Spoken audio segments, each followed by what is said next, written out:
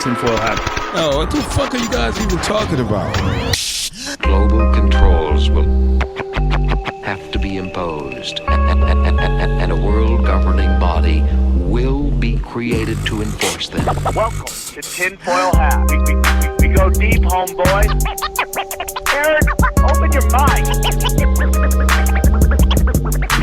Drink from the fountain of knowledge. There's lizard people everywhere. That's some interdimensional shit. Wake up, Aaron. This is only the beginning. Dude, you just blew my mind. Are you ready to get your mind blown? Revolution will be podcasted. All right, welcome to the Wise Wolf Gold and Silver Studios, our brand new studio, brought to you by Wise Wolf Gold and Silver. Go to samtripoli.gold, use the promo code TINFOIL, and you too can get in on the precious metals game for as little as $50 a month. Precious metals sent right to your house. It's just that easy. Very excited to have our next guest on. Huge fan. And we've had so many technical difficulties. The fact that he stayed with us shows what a kind person he is. He's an author. He's 22 books. He's a musician. He was in Blondie, and we're just honored to have him. Please welcome to the show, Gary Lachman. How are you, Gary? I'm doing very well. How are you doing? And thank you again for having me on the show. We're honored. Thank you so much. It's normally not this chaotic, and it's a horrible first impression, but these things happen. Gary, for our listeners, everyone knows who you are, but for our listeners who may not know who you are and know all the amazing stuff you've done since the band, can you tell us a little bit about yourself and where our listeners can find you? My name's Gary Lachman. In a previous life, I was a musician under the name Gary Valentine in a few bands. But since then, I've gone on to become a writer, and over the last almost 30 years, I've written. It's actually like 26 books, and there'll be one coming out later in this year, which is precisely about how I went from being a musician to doing the sort of thing I do now. And I'm excited to see that book. I will definitely buy it for sure. And they can get your books on your website, Amazon. Where would you prefer they go? Well, anywhere you get your books, they're available. I mean, that's I have a website. It's just Google my name, and it'll come up. All links below in the description. And I'm on whatever it is these days, X and Facebook and a few other things. And I mean, I should say, well, the sort of things I write about the esoteric or the occult or paranormal or alternative views of history and things of that sort, and consciousness, the history and evolution of. Well, that started about 50 years ago, actually, when I was living in New York on the Bowery in a loft space with Debbie Harry and Chris Stein, who were obviously two of the five altogether members of Blondie, the band I was in back then. Because the place we were living, the fellow had 3 floors. It was just a block or so away from CBGB, which was the club in New York. In New York, Manhattan, 1975. 50 years ago, the club where the Ramones and Patti Smith and Television and Blondie, what a great time. Heads, and many of the bands came out. But yeah, the place we were living, the guy who rented us our bit of it, he was into the occult. He was a fan of Aleister Crowley. And he also was an artist and did these wild paintings based on Crowley's tarot deck. But the book I read at the time that really did it for me was just a book called The Occult, and it was by a British writer named Colin Wilson. And it was a brilliant page-turning history and it's also sort of philosophical, intellectual analysis of that was just full of fantastic stuff. And I read that at 19, and now 50 years later, I'm writing books about the stuff I was reading about then. Which is crazy because like back then you had to find the book. It wasn't available online, easy at your fingertips. You had to go find the bookstore that sold it and all that stuff. And so what are your thoughts on like kind of right now where we are in the world of, let's say, conspiracies? I don't know what you think of that word, but conspiracies and how it seems to be everywhere right now. Yeah, well, I'm not particularly keen on conspiracies. I always think of them as one trap door leading to 25 others, Yes. and you just go through one after the other. But in the sense of the esoteric or the occult or the magical, that might be the broader kind of term. Well, I think what's been happening since over the last 10 years at least, probably a bit earlier than that, but certainly over the last 10 years, is that all the sort of thing that used to be on the fringe, the weird stuff, the far out stuff, has come in and it's in the center. And, the prime example of that for me, and I wrote a book about this, was the fellow who's in the White House now. I wrote a book about his first term. It's called Dark Star Rising, Magic and Power in the Age of Trump. And in general, it's about how a variety of different ideas about what we might call reality being malleable, reality being accessible to the influence of human will, in not only in obvious ways by, labor and doing things like that, but through sheer thought, more or less, which again is in general, that's basically magic. And why Trump was kind of the poster boy for this was that he himself was, and I suspect still was a devotee of a fellow named Norman Vincent Peale, who was an American Christian, I guess, kind of New Thought. He Christianized notions of New Thought, like The Secret and whatever it is, Road to Burn, and all that sort of thing, where, if you think about something intently enough with a deep, true kind of, will towards it or intention, you'll attract it and blah, blah, blah, that kind of thing. And Peale kind of Christianized that. He turned it into sort of a method where you use prayer and you're petitioning God and things of that sort. But Trump grew up with this. His father was a devotee of this, and they used to go listen to Peale give his lessons in New York, in church on Fifth Avenue. And then Trump himself later on sort of sat at his feet, as it were. I know he had at least one wedding ceremony held at that church. And if you I mean, one of the things about Trump is sort of like it's, tunnel vision. I mean, like reality is excluded. Oh, the reality that most of us sort of see and recognize as, being fact, is something that he's blinkered himself to, and he has this kind of laser-like, or that's like a very generous way of looking at it, tunnel vision towards his objectives. And this is one of the things about positive thinking, is that, facts don't matter. It's the interpretation of facts. So that was one element of it. And then he himself, for many years, was sort of primed for the position by his time on The Apprentice. Because the whole idea of reality being malleable and sort of the simulation of reality taking the place of real reality and things of that sort. One of the most popular things in however many years on television is reality TV. Yeah. So it's not television shows, not scripted shows and stuff like that. It's real life people doing real life things, usually embarrassing things or something like that. But in any case, but Trump was for years on this program, The Apprentice, and he wore the suit, he had the tie, he gave with one hand, he took sternly with the other. He was the power guy. And a joke I made about it in the book and in talks I've given was that we had put so much reality into television that there's only so much space in there, and something had to pop out, and what popped out was Trump. So he was the simulacrum that became the real thing. And then you have people like Richard Spencer and others involved in the alt-right at the time. I mean, remember them? They were 10 years ago. They were like, pretty popular, and they were in magazines and things like that. Nobody hears about it now at all. And but they were all after Trump's first election.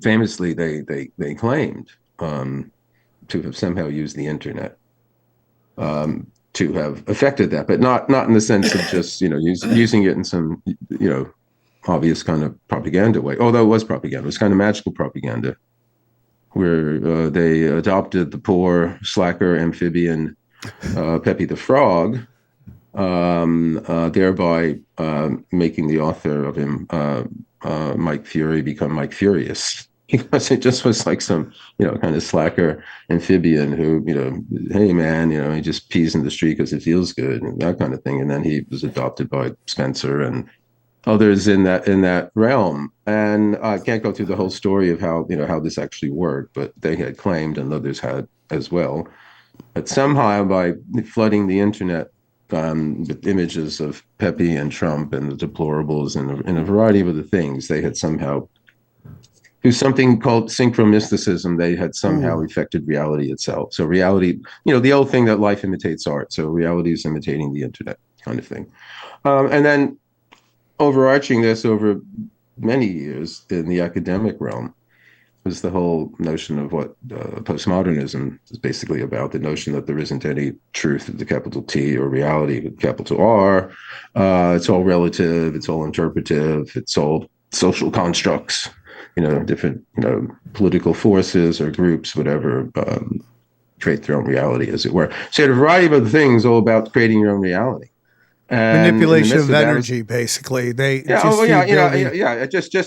the idea, and so things that wouldn't necessarily be sort of associated with each other became so because of that shared meme, or whatever you want to call it. Meme magic. That's what they called it. Meme magic. That's what the the people involved on the internet called it. So, but I just mean in the sense that the whole idea that reality was up for grabs. Suddenly, that became something that over here, over there, over here, over there, separately became all together at the same time. And I would say that's where we are now. So that's why it's. I mean, how precisely that's affecting things in the world, I can't say that, but I can say that I think it's the general kind of tone of the time. It's this kind of, epistemological uncertainty where everything's plausible, but nothing is certain. Yes. So, and this is one product of the notion that now anything is possible, which we generally have good associations with. Oh, anything is possible. But when you think about it, it's like, well, anything is possible. Yeah. It's not necessarily only good things are possible. So, Yeah. So that's why I would say, generally we are now. Yeah, something like that. So would you, this is a topic we talk about a lot on this show, and it's just like, we have these Abrahamic religions. I think they're presented as this group of people, that group of people, this group of people.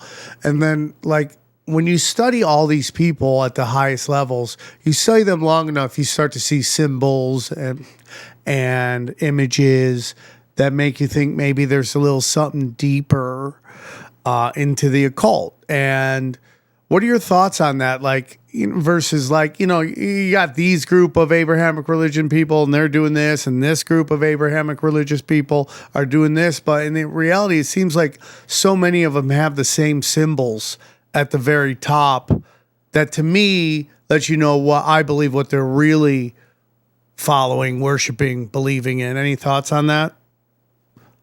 So when you say Abrahamic religions, you mean Judaism, Christianity, and Islam. Yeah, and you may be throwing Catholicism in a weird way. Well, I mean, Christianity. Catholicism is part of Christianity. Yeah, so I know, but it seems to have its own. I know. I'm just trying. Well, that's the, and then there's obviously there's there's a great many different versions of Christianity. There's Catholicism, Protestantism. Yeah. So there's all that kind of thing. I mean, I would say in general, and it's not only limited to people of the book. The fundamental ideas in the sort of milieu I work in is that there's an inner side to all of the sort of great religions, the esoteric, and in some fundamental way, they all share certain insights and basic, primary ideas and visions. So if you're talking about specific symbols, like a symbology or an iconography, i.e., the Star of David or the cross or something like that. I don't know. There's any number of books that will talk about lines along those lines. And I think, in that world, you got to be careful, because it's easy to sort of, oh yeah, that looks like this and that looks like that and that must be this and that must be that. I mean, but in some ways, or in very important ways, you get the lucky hits. And one example of that is sort of what you're talking about. Is Eliphas Levi, the 19th century French occultist and magician and writer who wrote, very, very influential books, Transcendental Magic and History of Magic, in the mid 19th century in France, that influenced people like Baudelaire and Rimbaud and French poets and artists and so on and so on.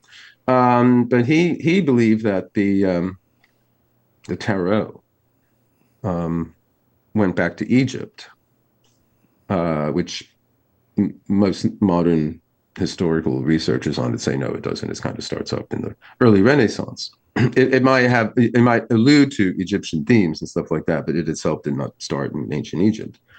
But then he also had this fantastic kind of howler in one way that proved remarkably fruitful, was when he associated the Hebrew alphabet, the 22 letters that are the on the tree of life, the Kabbalistic tree of life, which is this symbol, diagram of the forces at work in creation. And there's the two side pillars and the middle pillar, and it's 10 spheres, sephiroths, that start from even before the very top's Keter. Even before that, you have the Ein Sof, and the Ein Sofer, which is this sort of ineffable, non-manifest reality, which you can't say much about. And even that idea is shared throughout. That's the same as the Shunyata in Buddhism, I would say. It's the same as the Pleroma in the Gnostic sense. It's the same as the Neti in Hinduism. Not this, not that. So there is that which is not manifest, of which we cannot say much other than that. But then you have, the kind of first little radiance of anything connected to us in some way, and then the energies go down. In any case, so I'm saying all this because between all these sephiroths, there's 6 on the side and 4. There are these paths, these kind of bridges, as it were, connecting them. There's 22 of them, and then it's 22 Hebrew letters, and then the 22 trumps in the tarot. So he had associated the tarot, trumps with that, and there is no connection between the tarot and Kabbalah, but it's a brilliant, absolutely brilliant, creative, and the whole, again, you look at the history of Hermeticism. So much of it is syncretism. It's putting things together. So when you think about some ancient tradition, it's okay, yeah, that itself, ancient tradition, but the ancient tradition itself is very fluid, and it's added to and changed, and there's creative individuals along the way who to turn it into new directions. Do you believe that we right now maybe have a misunderstanding of the occult? When you hear people talk about black magic, white magic, is there black magic? Is there white magic? Do we have a misunderstanding of that in these modern days? It depends what you mean by misunderstanding. I certainly think there's a difference between using these forces or energies or whatever you want to call it for personal selfish aims, which is traditionally associated with sorcery and black magic, and using them for your inner development in some way, or for healing purposes, or in some way to alleviate, the ever increasing suffering on this poor planet here. So, but I mean, I think there are four, we have. It's one of the things that attracted me when I first started reading about this, the possibility that there were not only forces out there, spirits and stuff like that, but I was more, and have been more interested in, forces contained within my own being, my own psyche that I'm not aware of, and because I don't know they're there, I don't draw on them and things of that sort. So I became very interested in that sort of kind of altered states, but states of kind of intense kind of consciousness. So I pursued in a variety, again, I first came across this 50 years ago. So I was 19, playing in a rock band. So you can assume imagine some of the intensity experiences. Yes, yes. I was pursuing at the time. But they were also in line with, a variety of different, I was reading a lot of Aleister Crowley. I was reading a lot of this fellow Wilson, but also everything else, the Golden Dawn. And it was a wonderful time because she was saying, oh, well, there wasn't the internet. But that was what was great about it, because there were bookshops you could go to. Weiser's was one in more or less the East Village, Cooper Union, sort of the bit between the sort of the West Village and the East. And this was fantastic, huge bookshop devoted to the occult, metaphysical, spiritual, all of that sort of thing. And they were a publisher as well. And then there were others, different parts of town. And then pretty much every, bookshop, even, you didn't have the big chains, but there was a Barnes and Noble. And places like that, they all had sections of that. And a lot of stuff, because there was this occult boom that had started up in the late 60s and got going in the early 70s. This book, The Occult, by Colin Wilson, came out in 1971, and it was a more or less a bestseller. It was a kind of comeback book for him. I subsequently got to know him, wound up writing a book about him, and and he had been an existential philosopher before he was writing about this stuff. And he wasn't a practitioner. He was interested in consciousness. He was interested in these very potentials of consciousness that he was interesting me in by my reading his book. And because I read that book, I eventually made a pilgrimage to where he lived in Cornwall, in the far west of England, in 1983. He passed away in 2013, so a while ago. But from 1983 to 2013, we kept up a kind of, a friendship at a distance, but, I visited him quite a bit and we corresponded. But I became more and more interested in that aspect of it, and just, was exploring a variety of things like that. But it was great to go to these bookshops and then to find, there's nothing for a bookophile like myself, bookophile myself, there's no greater pleasure than to be able to rummage through some secondhand bookshop and you actually find something that you've been looking for at a good price as well. So that was one of the great joys at that time. Hey guys, do you want to enter the room dick first? Okay. Yeah, of course. We all do. All right. Blue Chew isn't just a tablet. It is a cheat code for your crotch. Stronger, harder, longer lasting, like someone gave your downstairs a pep talk and a gym membership. Blue Chew is the original brand offering chewable tablets for better sex, okay? I love it, dude. I eat it, then my dick eats one, and we were double bangers, bro. Double bangers, dude. And we just roam the streets, keeping the city safe for the ladies. And guess what? Everybody's getting pregnant. That's how it goes. Everybody gets pregnant. That's how it goes. We're shooting mad shots, okay? Mad shots. Now, I'm probably down to one a night, but still, that shot is lethal. Bang, bang, He pow. don't miss. Yeah, daddy don't miss. You doing the max combo? Max combo. Oh, yeah, getting into it. I just want an angry dick. That one's so big, it's so angry, it just fights for freedom. That's what I'm looking for, guys. Okay? So, guys, this isn't just a call about performance. It's about legacy or third legacy, okay? Now that's good. Give her group chat something to talk about. When you lay it down, they're talking about how it gets up. Yes, nothing makes you more a legend than a little Blue Chew. Discover your options at BlueChew.com. And we got a special deal for our listeners. As always, get your first month of Blue Chew free. Just use the promo code TINFOIL at checkout and pay $5 for shipping. That's it. Join Blue Chew's mission to upgrade humanity one thrust at a time. Head to BlueChew.com for details and safety info. And a huge rock hard thanks to Blue Chew for sponsoring this podcast. Guys, listen to me. I look at me. I look at how I'm dressed. Look at these pants. I'm ready for anything.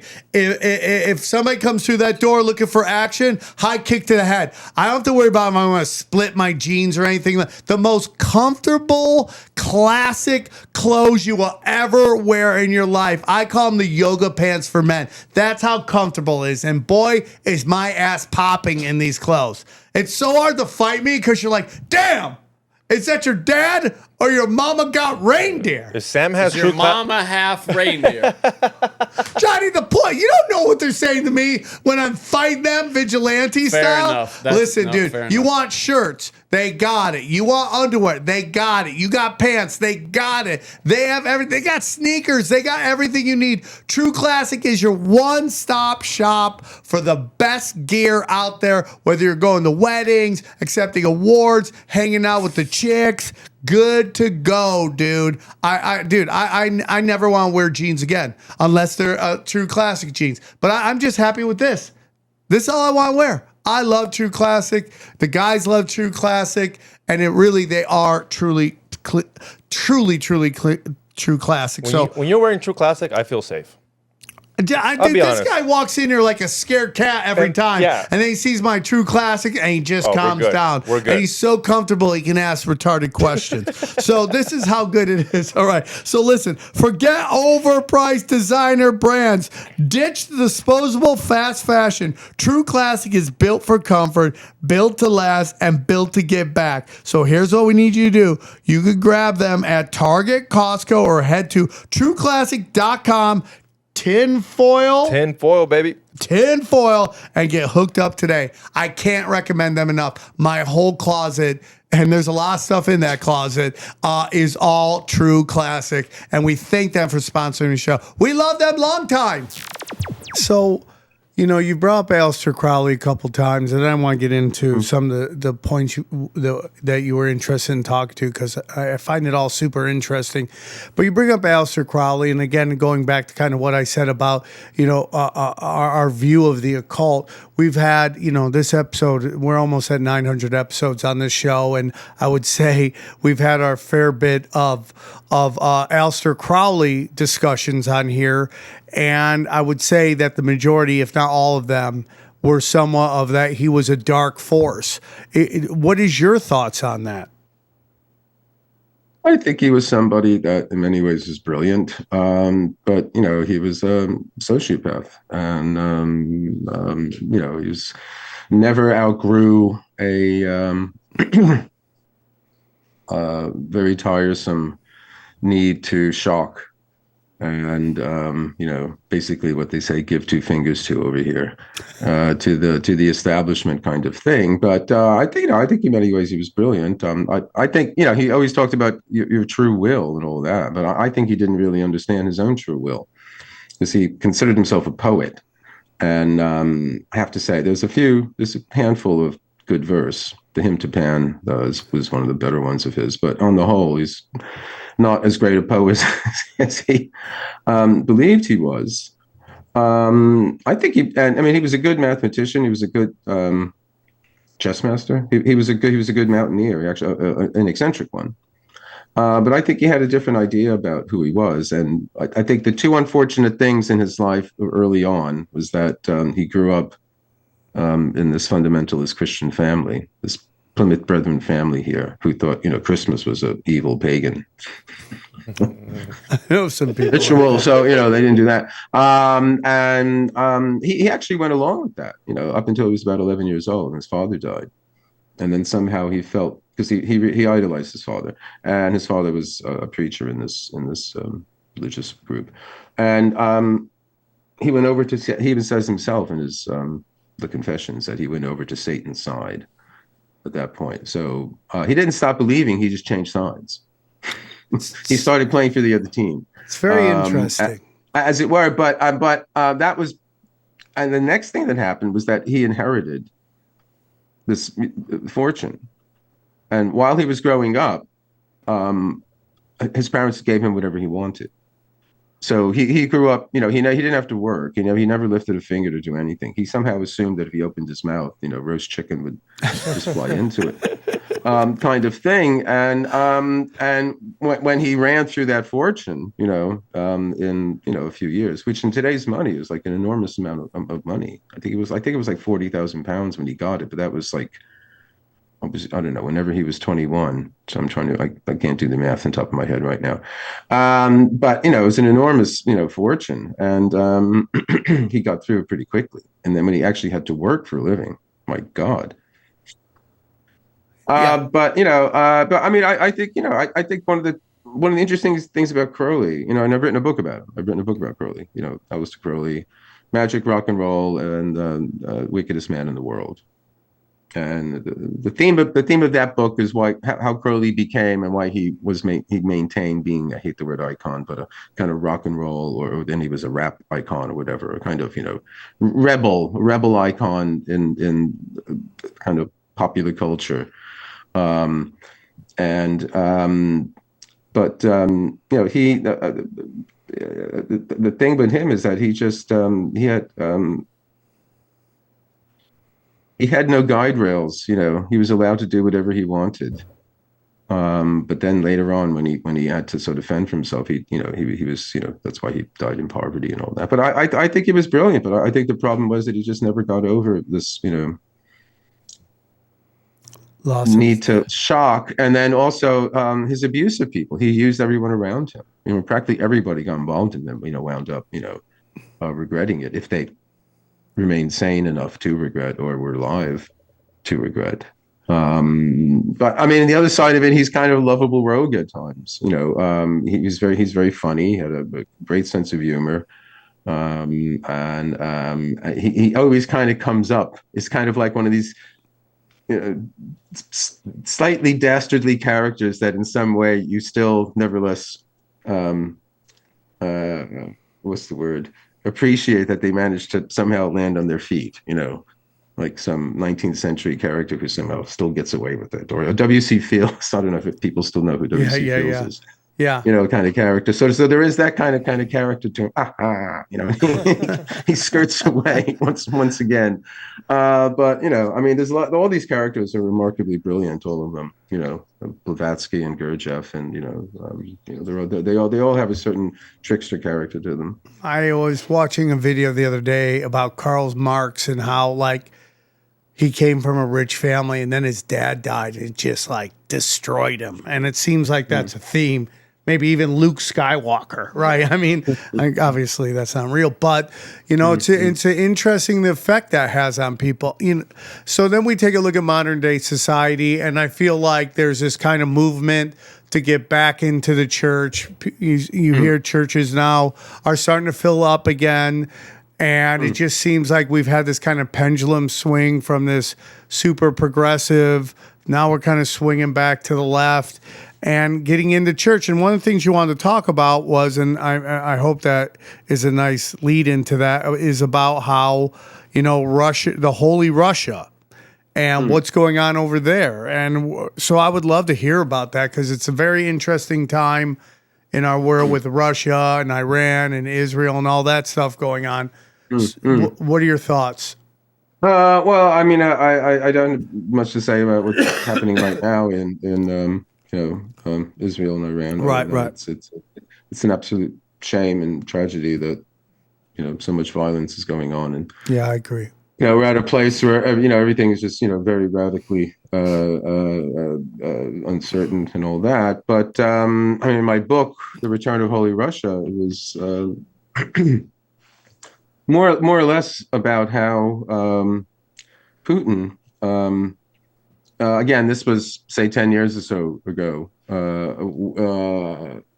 And I wrote it after writing Dark Star, because I have a long chapter in Dark Star Rising about Russia and what was happening up until then. I mean, that book came out in 2018. I was, started writing it just after, Trump's election. So I started writing it 10 years ago. But I had a lot of material about Russia in it and then left over. And so that's how I approached the publisher and said, why are you interested in something about Russia? And what interested me at the time is Putin was in his speeches, making many references to a period in Russian history known as the Silver Age, which was just before the Bolshevik Revolution. in the 19 teens, and the Silver Age was characterized by a sort of renaissance of spirituality in art and in literature and in music and in life, but also a deep renewed interest in the occult and the mystical, and things associated with that. Excuse me. And Putin has kept making references to this, and he was sort of, and he was also making references to a kind of identity that Russia had in the 19th century as being holy Russia, because it saw itself as the last true bastion, last bastion of the true faith, the last culture really holding on to the true Christian faith, which was Greek Russian Orthodox for it. So the church in the West had become decadent, and the democracies and socialism and all that other stuff, and Russia was still holding on to this traditionalism, things of that sort. So he was making references to all the, and I thought it was interesting because he was mentioning philosophers that I had read, and I thought whatever use he's making of them, and no doubt it's strategic and it's political, and let's not take it at face value, but it's interesting that he is referencing these philosophers who I read and I find fascinating. But the response to that in the West was typically how Putin wants to kind of revive this kind of what they call kind of exceptionalist view of Russia as being a world historical civilization, and that was one of the other things too, where Putin is talking about how Russia today is not just another country, and mind you, this is the only time in Russian history where it isn't an empire, doesn't have an empire. That may inform his actions of late, but it's not only a new country; it's a new civilization. It's a totally new kind of world culture that he's calling Eurasia, and this is based on a variety of different geopolitical sort of historical philosophy of history ideas about how the West is in decline and going down, and this new civilization arising in the East, and this is stuff that's been kind of going on for at least 100 years now. So in any case, that interests me. So I when you talk about return to the church, I mean that was something that's in Russia for a while, especially after the collapse of the Soviets, when people were openly able to go out, and a variety of different there's like a renewed Russian paganism and pan-Slavic religious movements and things of that sort. So there's a variety of different things. I mean, I talk about them in my book on Russia. So you've got that, but in the States, it's I mean, one of the things about the States that's different from the UK, where I've been living for 30 years now, just about, is that you don't get the hot gospel here. You don't get the sexed up, Jesus loves me or whatever. God. You just don't. It's like that. People do that. There's in Hyde Park, there's an area called Speaker's Corner. So, I mean, people do it everywhere. It's the kind of thing people do in the street, but you know what I mean. But in the States, you get, lots of people hepped up on that kind of thing.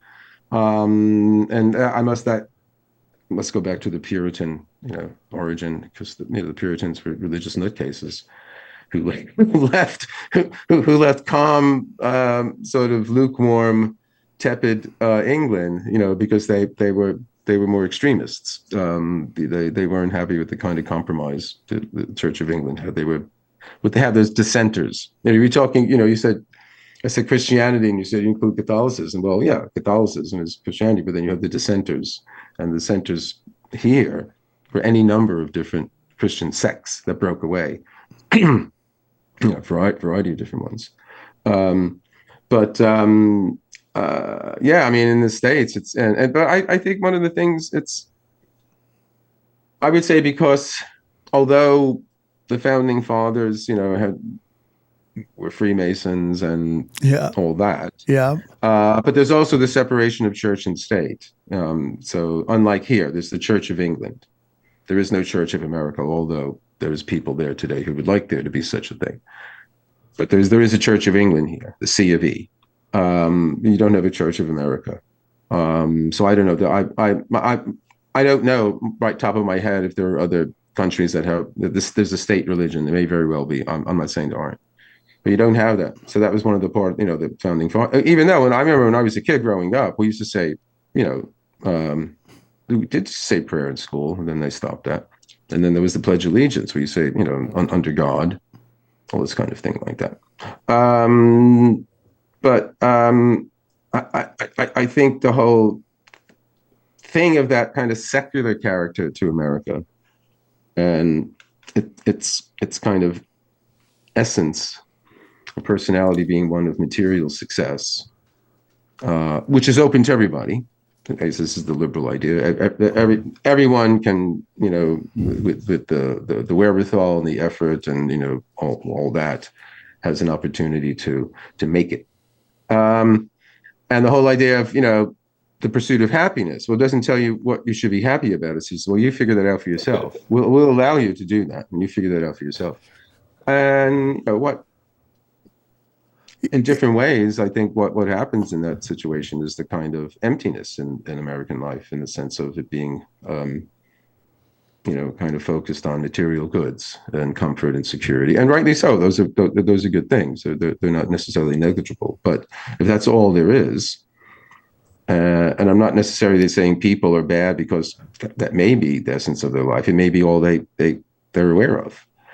But we do have, Jung said we have a religious function in the same way we have other functions. We do have spiritual needs in the same way we have other needs. If they aren't fulfilled in, I don't know, what do you want to say, healthy kinds of ways, they'll be fulfilled in other ways. Just like, if you're hungry, you can eat junk food, or you can go, have a good, healthy meal somewhere. Yeah, I agree with all that. I think it's interesting. The reason I say Catholicism is, I don't know, maybe because it's the Vatican and it seems to have its own vibe, its own thing compared to other Christianities, and it's so powerful, and it controls so much of our world, and it also has its tentacles in almost everything, and maybe that's why I just see it as its own thing compared to Christianity, which clumps in all these other offshoots and branches of Christianity. So we got Protestantism, this whole variety of. Christianity is very, very strange forms of Christianity. So that's one of the things. You have the Petrine Church, which is what Catholicism is. This is the church that supposed to have started with Peter. You are the rock on which I will build my church, and Petra means rock. If we are petrified, we turn to stone. So Peter means stone, and he was the stone upon which the church would be built. So that's the Petrine Church. That's the church that won out. But in the early days, there were the Gnostics, who were a Christian group, but they had a whole different idea about Christ's life and all that. And fundamentally, it was that they saw the crucifixion and the passion was all that as symbolic, not as an actual historical event. Whereas the literalists, the Petrine Church, saw it as an actual, historical kind of event that took place. And from that, they concluded that if we emulated that in some way, we ourselves would, we go through our own individual literal passion, kind of crucifixion will follow in Christ's footsteps. With the Gnostics, who pursued something that is known as gnosis, which was a Greek word for knowledge, but not the knowledge that comes in books or study or experiment or observation, which is episteme, but the knowledge that hits you like that immediately. It's a vision, it's a knowledge that's an experience at the same time. And they believe this was Christian. As a whole, Gnosticism. You must know that's a whole huge. Yeah. That must huge area of study. But there's the whole idea that they were the real Christians, and the other ones kind of the literalists, wiped them out, as it were. So the fundamentalists today, I would say, if that's what you mean by the return to the church, I don't have statistics. I don't know, how much that means that people, really believing or whatever. But I certainly know with the fellow in the White House now, He's has associations with the Christian right and fundamentalism and all that. There's And, also talk about. I mean, so, I was going to say, so is, I mean, like Putin in Russia, he's like a mafia boss. Yeah, He kills people. He kills people, but he gives lots of money to church, and there's always lots of flowers. Yeah. That's and he great. goes and he does to penance, and he just goes kill some more people. Yeah, that's a great point, man. You bring up that there's this kind of mystical awakening in Russia and a struggle for the soul of the world. What do you mean by that? Well, that be honest was the publisher's subtitle. But in the sense, well, it is the case because the idea is that the West no longer has a soul. The West has sold out its soul, which we could relate to religion. This is a long historical trajectory, that we could follow. We don't have time for that. But as I said, has arrived at. I said liberalism is the notion of like letting people pursue their own happiness. It doesn't tell you what their happiness is. It doesn't say what to pursue or give you any hints about it. It lets you do that. So that was the kind of freedom that people wanted away from the church. Let's say a church that maybe had people's best intentions at heart, but it was a smothering kind of love. Rather it was like too controlling, and the church didn't like enthusiasts and all that. That you stay in line. So people that the Spirit. If the Spirit fills me, I will sing. If the Spirit is my heart, I will sing. They really felt. So the enthusiasts were a problem for the church. So this is a dialectic through all of it. And there's the famous treatment of this is a book by a French philosopher named Henri Bergson in the early 20th century. Is his last great work called two theories on or I forget exactly on two theories on the origin of religion and morals or something. I'm mixing it up. Top of my head, but fundamentally he talks about two different kinds of religion. There's static and dynamic, and dynamic is the early visionary kind of religion, the revelatory religion, where you have some religious figure who's got the mojo, who's got the mana, and he's people recognize him. Yeah, and that's the dynamic early bit of it, and then it codifies, it congeals, but. Not everybody can be dynamic. Not everybody can be enthused. If you somehow the religion is going to spread and have not just be part of a cult or a sect, it's going to spread and somehow inform the whole civilization. It has to somehow be passed on in a way that is not that kind of powerful, inspirational way. So then it becomes codified. So the idea is like, well, if you do this, if you follow these rules, if you follow these kind of guidelines, there's a good chance that you will, be on your way to salvation, or whatever that might be. And okay, so that good, but then that congeals. That becomes too static. So you have this dialectic. It's we haven't figured out a way to get around it yet historically.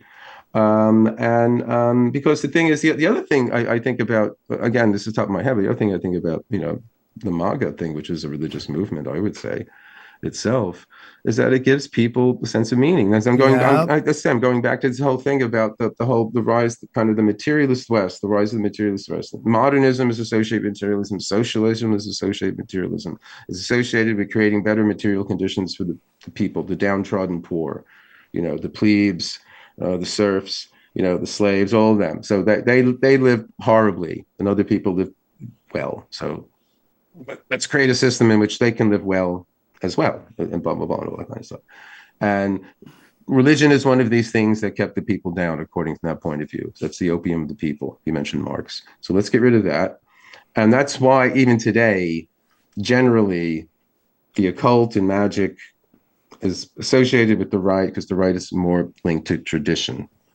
Whereas on the left, it isn't, because it's progressive. Although you can find in the history, and I've written about this, you can find a kind of progressive occultism, progressive occult politics. Madame Blavatsky is one example of that. Victoria Woodhull, who ran for president in 1872, obviously she didn't win, but she was a free love, mesmerist, health cure, psychic. So yeah, there is. If you look for it, you can find kind of the progressive occult politics. But the sexy bit is always kind of the far right stuff. Hey guys, real quick, I want to tell you about our good friends at Helix Sleep. That's right, the best mattress in the game. You sleep so much. Even if you're not sleeping, you're laying on your bed, you're doom scrolling, you're always on your bed. Why shouldn't you have the best bed out there? I know I do. I got the Midnight Lux from Helix Sleep. It was real simple. Go on their website, take their quick quiz. They'll tell you the exact mattress you need. Do you like to lay on the side? Do you like to lay on your back? Do you like to lay on your stomach? Firm, soft, semi-soft, firm, okay? You name it, they got it. These guys got it. Do you love it? I love it. I make magic on it. Okay, dude, the sounds. That's why he's got the #1 podcast. Johnny, what do you think? It's truly the best mattress I've ever laid my head on. We've had it for, I don't know, since the Punch Drunk days, and it is still going strong. It is fire, dude. I love my bed so much. It's helped me with my back problems, my snoring, you name it. It's really made the whole experience of sleeping so much better for me. Just go to helixsleep.com/tinfoil for 27% off site-wide for their 4th of July sale, man. Woo-hoo. Best on the web. Best on the web. America. America, dude. They love America and they love you sleeping in America, okay? So that's helixsleep.com/tinfoil for 27% off site-wide. So make sure to enter our show's name so they know that we sent you. Okay, it's real fun, real simple. Just helixsleep.com/tinfoil. That's helixsleep.com/tinfoil. And we thank them for sponsoring this show. That's interesting to me because I've always associated kind of like mysticism and all that stuff with this kind of like the left, which is like this, they're doing sex rituals and witches and the empowerment of the feminine, divine, and all that stuff. So you're saying it's from the right. That's very interesting to me. I'll start. Well, I'm not saying there isn't that, but generally, if you look at just most treatments of political treatments of the occult, it tends to see it as associated with the right. Crowley was in no way a leftist. Crowley was a libertarian elitist, and he would have appreciated Trump. There's a guy named James Wasserman who was. That would have been weird. That Hollywood would be absolutely devastated if they heard that. I'm just saying this is there's so much of that. So the whole idea. The Julius Evola. Do you know Julius Evola? He was the 20th century Italian esoteric thinker who cozied up to Mussolini and fascists, and also to National Socialism in Germany, and his racial ideas informed. Certainly, he tried to get them the National Socialists pick it up, but it was too complicated for them. But it did inform some of Mussolini's ideas on race in Italy. And then after World War II, he became a kind of eminence grise in the background of a variety of different far right groups in Italy, and then the alt right. He was one of the intellectual heavyweights for the alt right that showed that they weren't very interesting. Very. So I'm saying, but there's a whole, I'm surprised this is news to you. There's a whole history of this. Umberto Eco, the Italian novelist and writer. Foucault's Pendulum, a variety of other things where he makes this argument, and many other places as well. It's usually the other way around. The people are surprised to hear that, there's some kind of far left. In the 1960s, there's the famous anti-war march, Vietnam War March, 1967 on Washington, at which Norman Mailer, Allen Ginsberg, Ed Sanders, Kenneth Anger, and a variety of other progressive counterculture figures tried to encircle the Pentagon because they wanted to levitate it. Really? And they were on a flatbed truck in front of the White House saying, "Out, demons, out!" And they were trying to exercise the White House and all this kind of stuff. So I know there was all that kind of radical, magical politics in the 60s. I write about it in my first book. It's called Turn Off Your Mind. the Mystic 60s and the Dark Side of the Age of Aquarius. Wow, I never heard that. Oh, well, hey, you guys don't do your homework. Yeah, we're trying, man. That's why we're having you on. Do your homework. Do your homework. We can get the cheat codes. I leave it up to you We guys. get the cliff notes. Interview me, you better, at least take a look at the Wikipedia. I promise you, that's my goal, and that's my homework now. Like she's gonna learn. My horse is bolted from the corral, but it's okay. Anyway. Well, you get into like the Nazis, there's socialism and all that stuff that's obviously far right, of course, and their deep look into the occult and that crazy time, Crowley, and getting into like I forget who did he battle. They had sorcery battles, and it was like it's super interesting time. All that stuff. Well, a super interesting time. Yeah, I mean, John Lee was his name? I'm sorry. I forget the guy he battled. The other sorcerer that McGregor Mathers. Yeah, he had a sort of an occult duel with him. Well, Crowley, like the guy in the White House now, he always turned on his colleagues, as it were, his accomplices, as it were. So there was only one or two men in his life that he had any respect for. One was Oscar Eckenstein, who was a mountaineer, and a fellow named Alan Dennett, who taught him magic when Crowley was very early in the Golden Dawn, who later became a Buddhist and moved to Ceylon. But Crowley generally turned on people. So Mathers was the head of the Golden Dawn when he joined, and he was having trouble with. He was in Paris at the time. Mathers living there, and then he had trouble. He was having trouble with the London branch that Crowley had joined, and W.B. Yeats, the poet, who had previously been a theosophist, but became interested in ceremonial magic and was the head of this branch in Hammersmith here in London. And he didn't care for Crowley. I mean, Crowley was a rather unsavory character and very pushy individual. So he was somebody who was full of himself, and well, like I said, like someone I've been alluding to all evening, somebody very full of himself who would always kind of shove his face in yours and tell you. There's a famous story where. Because Yeats is a poet, and at this point, he was recognized as a poet.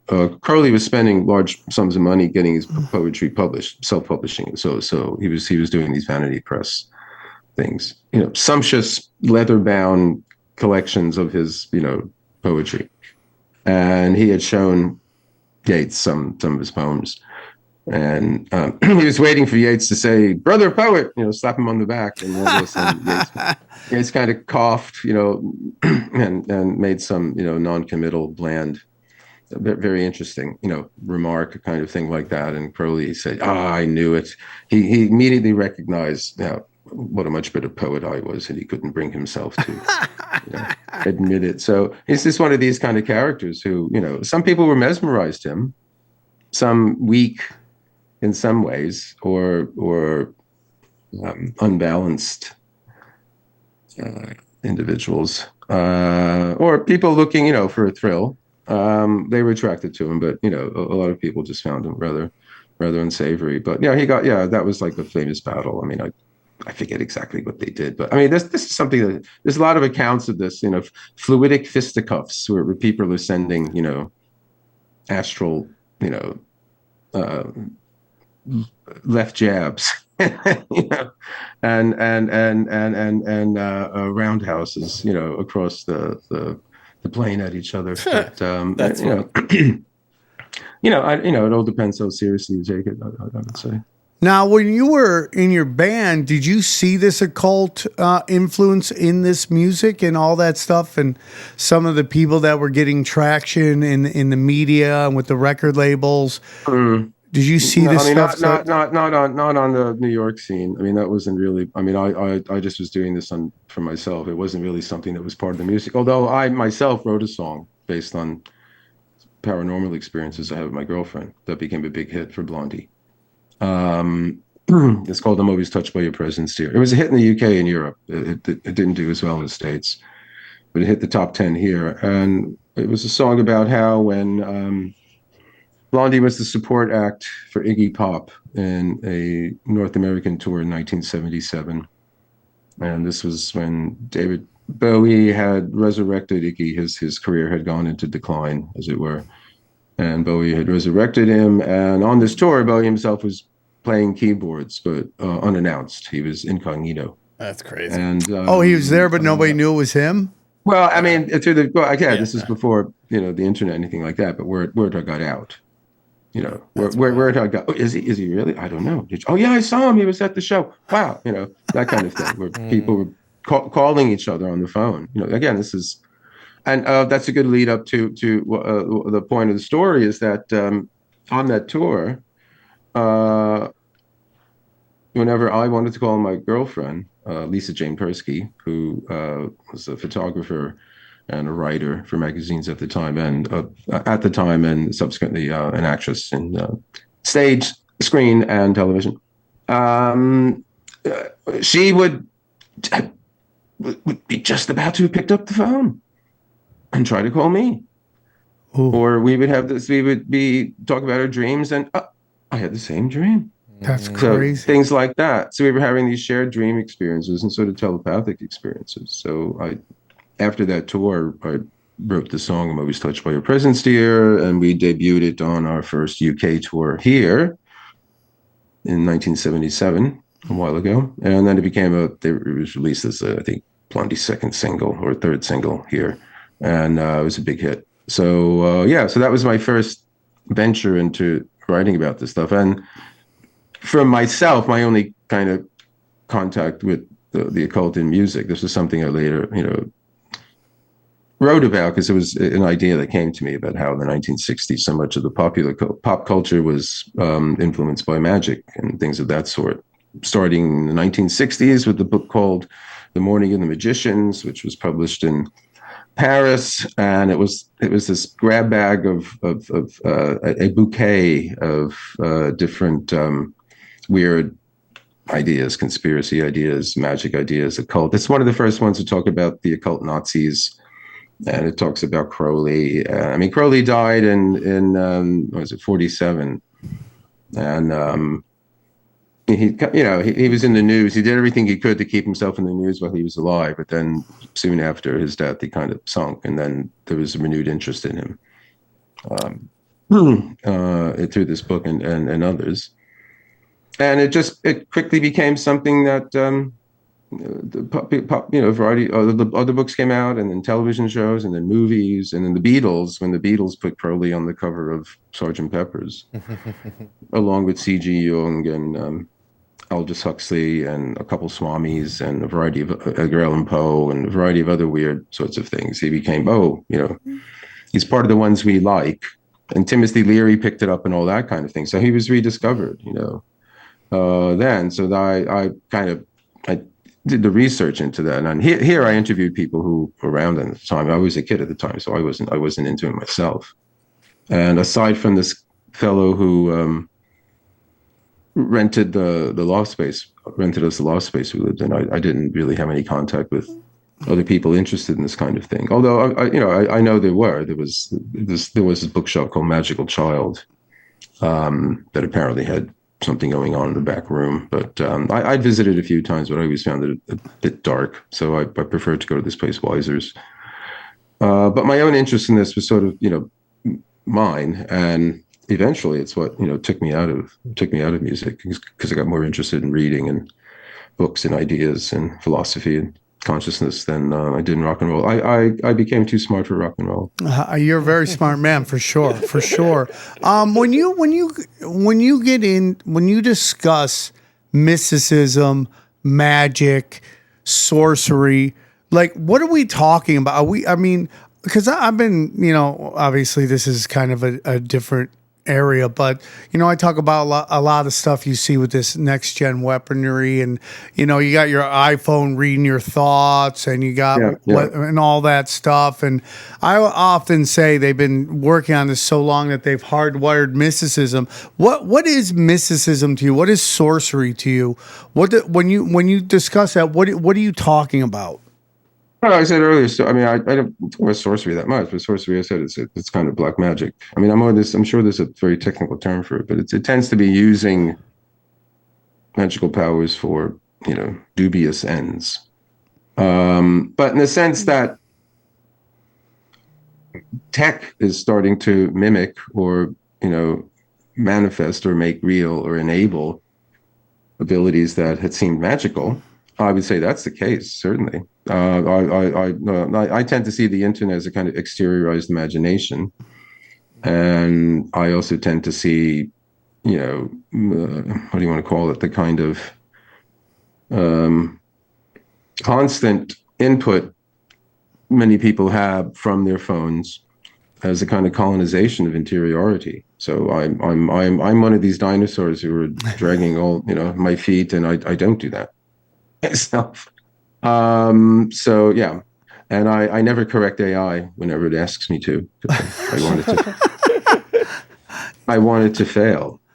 Did you hear me? I wanted to fail. It's gonna remember this. Yeah. It's just interesting to me, because are they getting to Doctor Strange from Marvel comic level of energy manipulation? Yeah, sure. I mean, that's old. That's old. That's magic.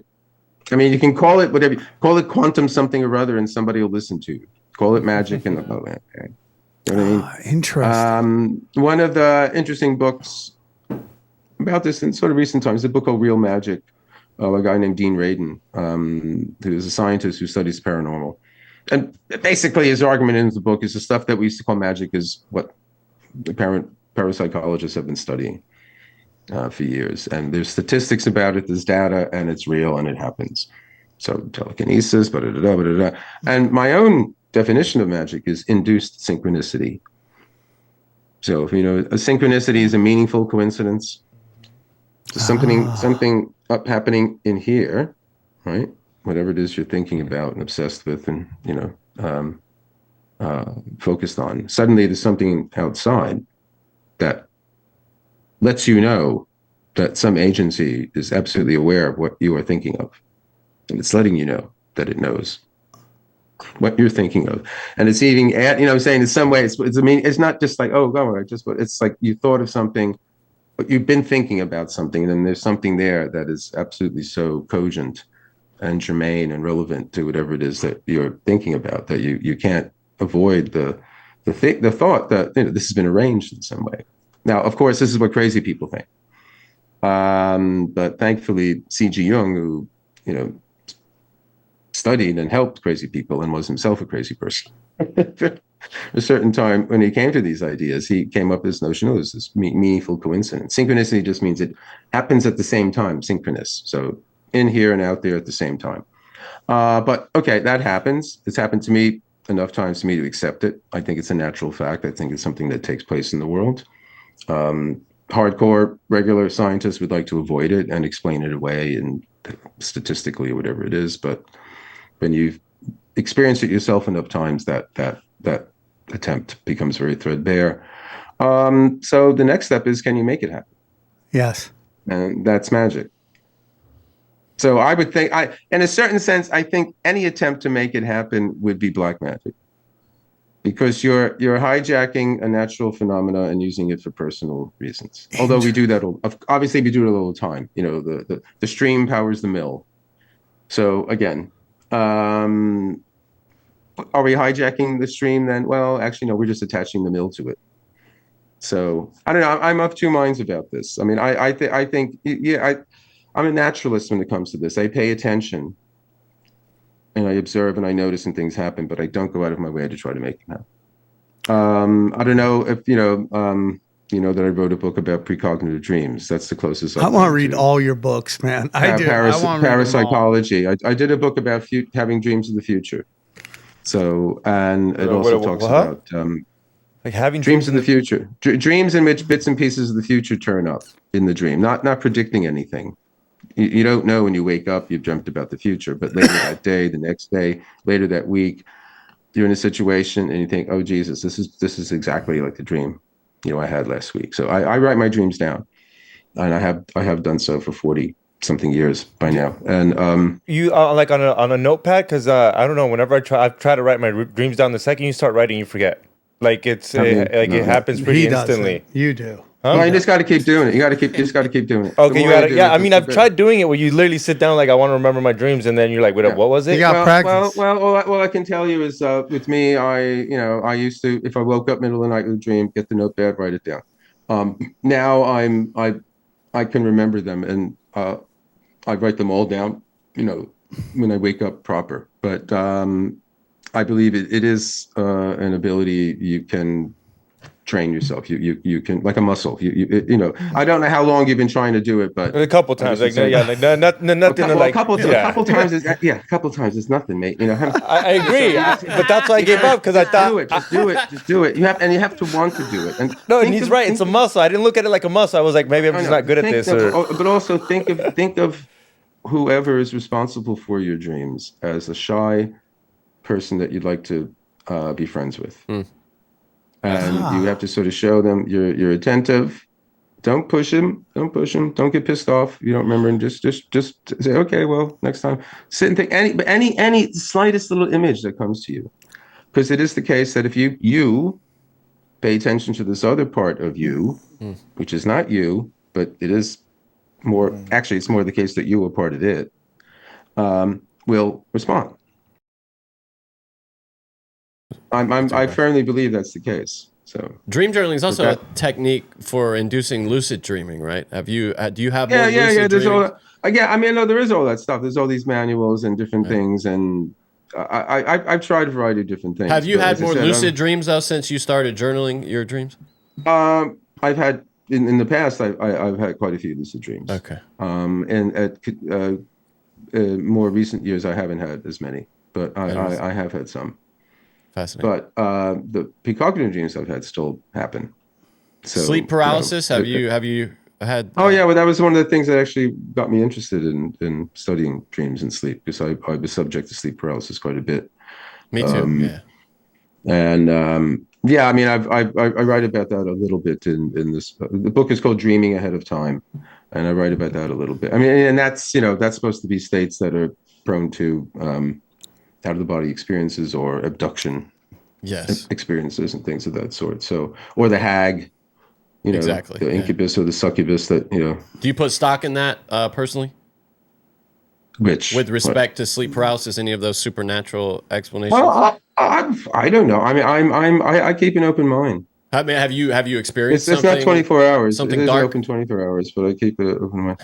Huh? Have you experienced anything dark during sleep paralysis, like an entity? One time I did, but I was conscious enough to think, well, I actually didn't really want this in my life. Oh, it was all very interesting, but at the time my life is complicated enough, so I kind of no thanks. No, I felt it there at the time, and I felt that I submitted, something might have happened, but I sort of decided, no, I don't really want this, and I just kind of. It wasn't. It just was a focusing of my thoughts, saying, "Actually, no, I don't really want this." It wasn't kind of a fight or wrestling, but it was more of a tight focusing of. But no, I've had encounters in dreams. I mean, I just mentioned in passing dreams where I'm like battling witches or sorceries and things like that. But this is a while ago. So as you get older, you tend not to remember your dreams as much. It's not so much that you don't dream as much, you don't remember them as much. But I said that's one reason why any little dream image I remember, I write down. So I just try to keep the. But again, to me, it's all a gradient. So the dreams and then synchronicities and hunches and whatever, other sorts of non-voluntary inner activity that me, who's the voluntary one, can be aware of, because that's what I can do. That's what I can do. I can make sure I pay attention to these things. Yeah. But I mean, that's what, like lucid dreams. It's two minds. Well, I can understand. Basically, it's making use of them to be able to deal with interferes and neuroses and other kinds of things, or just to enjoy some kind of inner experience. But then if dreams are created by, say, Jung would say the self, which is not the ego, not you, then if you want to kind of get a hold of them and use them for some way, then you're kind of not allowing the source of the dream to for its whatever message it has to come through itself. You're sort of, but again, these things there's all debate about this. I mean, there's different people I know. I mean, I was just last month, I just was in Greece at a variety of different oracle sites, ancient sites in Greece, Epidavros and Eleusis and a variety of others, Delphi, where we were trying to induce dreams at them. I can't say it was particularly successful for me, but there were other people on the journey who I think they probably had more luck with it. So. Wow. But, let me tell you guys. It's getting a bit late for me here. Yeah, it's cool. Sorry we started late. This has been a great, great discussion. We short it did an hour though, didn't we? We're good. At 1:15. Yeah. So last question, and we'll let you go. Are you working on any new books? Well, I've got a book coming out. In November in the States, and it's called "Touched by the Presence," and that refers to the song "Touched by Your Presence, Dear." And as I mentioned, it's about how I went from playing in Blondie, and then I had my own band called The No for a while, and I played with Iggy Pop for a while, and then other musicians over the years. How I went from doing that to doing what I do now, writing, becoming a writer. So there was a long stretch. There was a good 10 years between retiring from music at, I think, 27 or something like that. And just the first kind of stuff started getting published in magazines and things like that in the early 1990s, and then I came here at the beginning of 1996. So with any luck, in January I'll be celebrating my 30th anniversary of arriving on these shores. Well, congratulations, sir. I appreciate you coming on the show. You can find your books. Just put your name on the internet and they'll find your books. And Gary, I'm really appreciative you coming on and putting up with our beginning. Sorry about that. And thanks for doing the show and good luck with everything. Right. Thank you, man. All right, my pleasure. Take care. Take care. Take care now. All right, guys, let's get into it. One of the most interesting conversations we've had. For everybody, for him too. I don't think he's talked to a Mexican before. Yeah, I definitely think that's for true. I don't even think at their Mexican restaurants they have real Mexicans. Yeah, it's more. Their Indian food is the big cuisine over there. It is actually in the UK. It is the official cuisine of the UK. Like curry is Indian food. Yeah, curry. Yeah. Yeah, I mean he's an intellectual heavyweight for sure. You could tell he's to quit a very successful band. To go into book reading and writing is a luxury and a blessing. And it was a great conversation. It was a very, because we got notes on one thing and the conversation went a totally different way. Yeah, Mark. No, it's not Mark. It was the guest. What the guest wanted to talk about. Yeah.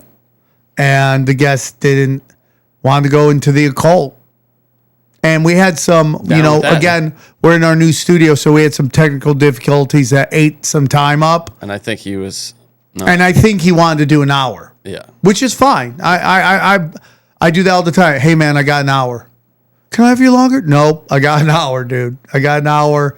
Hours long conversation. Let's do it. It's called Broken Simulation, folks. Check it out. No, that's 2.5, almost 3 hours. What are you talking about? That guy would bail out so quickly on that show. Can you imagine? Can you come on our Broken Sim show? Johnny, I gotta go, Johnny. Yeah. Johnny, I gotta go. That's everyone's favorite thing is Johnny, I gotta go. Dude, it's always at 2 hours and 30 minutes. I'm tired. I'm old.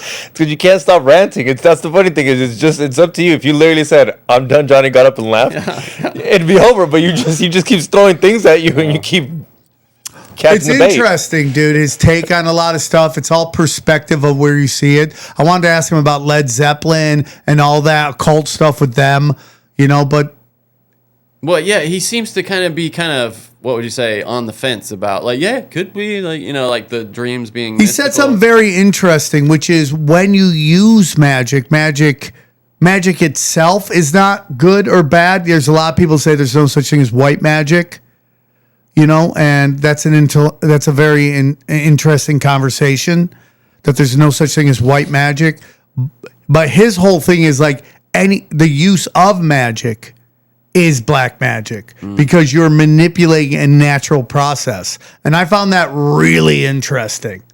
Yeah, that is. Now, I've heard people say magic, you're doing magic whether you know it or not. Yeah, I think everything is magic. And but in using it with intention, it's just kind of focusing that energy. But then you have other people who say doing that, you're kind of, it's almost like the Force in Star Wars, Yeah. The reason that Luke Skywalker was born was because Darth Vader, Anakin Skywalker existed, and there's always the balancing, there's always something to balance in it. Yeah. And Johnny, did you find it at all interesting? His take on magic tends to be a conservative thing. Yes, I did, and he said that like it was self-evident, like something. Obviously, and again, I'm not challenging him on that. No, how could you challenge him on anything? Yeah, he's intellectually light years ahead of me. He's using words. I'm like, I don't know what that word is. But I would say maybe in modern ways, maybe when it comes to the power structure, it could be right wing.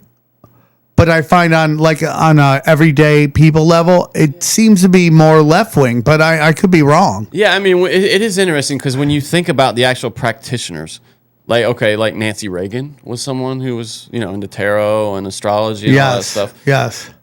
He mentioned that Crowley. I never really thought of Crowley as a libertarian type, but I guess he is. I'm going to take his word for it. He seems to have written 20 books. Yeah.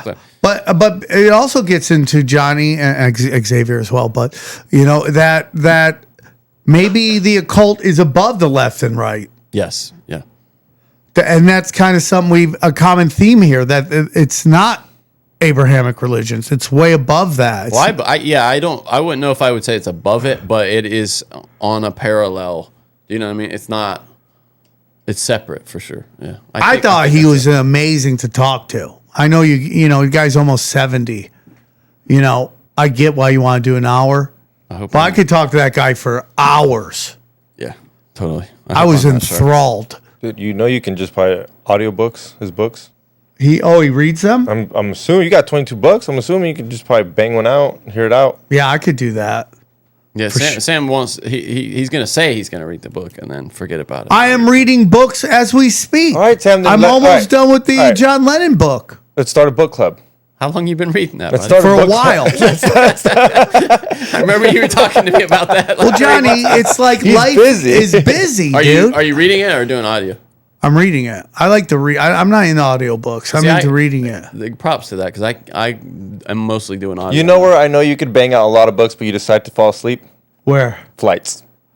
No, if that's you did a flights, great idea. You would bang the problem books. Half my books have some Nazi in it or something like that, and I go on the road and people are like, what? Like I'm gonna read the Pink Nazis, and that's another thing. You gotta, it's like there's, the Nazis were somewhat formed by gay men, and I didn't feel. Look at those uniforms, baby. Yeah. That's my whole thing. It's like Hugo I'm not Boss. really interested in challenging him, because I don't think he's interested in that, getting challenged by a person he's never met with the vocabulary that he probably doesn't respect. Get back to me once you read the Wikipedia, at least.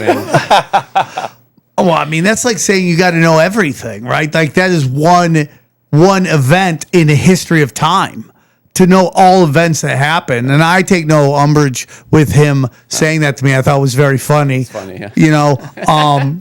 But it is interesting to me. They're trying to, the Pentagon or the White House, they were trying to levitate? Yeah, I remember that story, yeah. Okay, you should have jumped in, Johnny. Well, we could have got another 10 minutes out of them. I think we've had guests talk about that before. I think it's just a famous, like, kind of weird thing that happened. But they didn't do it, obviously. But even that seems to me left wing-ish. You know, that's why you didn't remember, Sam, because they didn't really happen. Yeah, I never. You don't remember that event that didn't actually happen. Good point, actually. That's a great point. If they had levitated, that's like when your girlfriend goes, "Do you know what almost happened to me?" You're like, "Well, nothing," because that's a Steve Byrne joke. You know, nothing actually happened to you. So I don't know why you're yelling at me because I didn't remember this thing that didn't happen. Right? But I found it very, very interesting, dude. I found it. I mean, I could listen to that guy talk for hours, dude, even if I don't necessarily, and who am I? He's been talking about this stuff for 50 years, so you got to respect that. But again, it's, you know, listen, as dumb as I am, and we know I'm dumb, okay? I get things right. And I've been talking about the hardwiring of mysticism. He's like, yeah, dude, they're totally doing that. And I'm like, damn, dude. You know what we got to do? Mark's got to send you videos of you to the guests sometimes. Be like, no. This is him. You just guessed this right. Nobody will come on the show. It'll help. Nobody will come on the show. We definitely wouldn't have gotten this guy on the show. Yeah, he would be like, I'm going to pass. We would have not even heard an email in response. Yeah. I have no interest in talking to these peasants. Blocked. Come on, that Joe Rogan one, that's pretty epic. He saw that. He'd be like, okay, so he might be some kind of psychic. Part of me wants to go back and put my M-word bit at the top of my my Instagram bid, because that's almost got 1 million views. I got a couple that have 1 million. You should do it as a reply and like pin it or whatever. You know, the top reply or whatever. You could do that. I'm not against it, dude. I'm ready to burn everything to the ground. Free advertising. But it was a great conversation. And, I agree, yeah. And I think people should focus more on the occult and less on politics, less on getting lost in right-left stuff, because that itself is sorcery. Because look what you get. You get the same thing. Same guys doing the same exact shit. Yeah. Yeah. It's funny. I've seen this comment going around that if Kamala was president, we'd all just be at brunch right now. And I'm like, what the fuck are you? It's so stupid. You're so dumb. They're so dumb. Everything that's happening right now would be happening, but then you would add everything. Trans, fat feminists, and BLM to it. Yeah, except the TV would suck worse than it does. Right? Yeah. You think we already be? You think we have already had attacked Iran, or that's it's the exact same schedule. She would have been right along with them. Yeah, for sure. But she would even be worse because it would be so obvious that she's not having any say in any of this. Yes, they would be the State Department running all that shit. She would just be a figurehead. She'd be Vanna White. She'd be Biden, just like Biden. Basically just standing up there just to talk. Have you seen the video of people comparing how androids walk to how Biden walks? No, really? Oh, yeah, dude. It is so how he stumbles up hills exactly like this android did. After he fell down from the bike, I don't think they should have ever let real Biden out anymore. I don't think they did. Yeah, a lot of people don't think that was him because if you look in that bike video, his legs were like he super had young stacked, legs. Yeah. He had young people legs. Well, it's okay. Then that's what I was about to say. It has to be a clone because there's no way a robot can ride a bike yet. I don't know. I wouldn't say. I wouldn't say. Whatever we're seeing right now is 20 to 30-year-old technology. What they really have out there is like... That's scary if it can ride a bike, very Dude, that's what you're worried about? Them riding a bike? That's like seeing a bear on a bike. Oh my God, bears can drive bikes now. I mean, they got dogs running around, metal dogs running around out there, and you're worried about just like, it just explains to me what they can do. I'm like, they can drive your car, dude. Like what? You worried about the bicycle? Yeah, 100. They can take over your car. They can fucking manipulate your phone. They're putting out AI that... They got flying drones that'll just bomb our house right now. You can hear a guy on a bicycle riding up. This guy's worried about bikes. You seen that Israel on Twitter? What? It looks like Call of Duty. It's pretty kind of... And then you saw that fat-ass guy that's always yelling at people, Ben Urian or something like that. He's always yelling. You know what I'm talking about? The guy who's always... And he's pulling guns on valets and shit. The fuck? He's getting screamed at by everybody. What's that gonna do with Well, he brought up the missiles going, and he goes, "We didn't think they had the long range missiles. We didn't think they had them." You know, somebody had translated what they were saying they're like, why'd you provoke Iran? He's like, we didn't know they had these long-range missiles. I was like, damn, dude. Not that I know it, but supposedly Iran's using all their weak shit right now. What? That's funny. I heard the opposite. CNN is reporting that they're almost out. No, I heard they're blowing through the. That's what. It's funny. Yeah, it's I heard the other thing where they're using their weak shit, so Israel can use all their defense, and then later, once Israel has very little defense, they're gonna hit them with the hard CNN shit. was reporting that they only That's had like crazy. 300 left or something. Yeah, and I heard the whole opposite thing. How they have backups and they're just giving them all the weak stuff, all the stuff from like in the early Which 90s. do you think is real? I wanted to text you guys this. So, I think that what we're finding out is that Iran and Russia both were just paper tigers. There's nothing there, dude. I think the Russian military is vaporware. I think they're conscripting North Koreans to fill out the numbers, and they don't want to fight. You keep seeing the Ukraine in these propaganda videos, bringing these guys in, and they're like, there's a deaf guy. I watch these Ukraine propaganda. No, they are propaganda videos, to be fair. But they're bringing, there's a deaf guy, Russian guy, and it's like, yeah, they just threw me in the front lines. I can't hear anything. I don't know where I was going.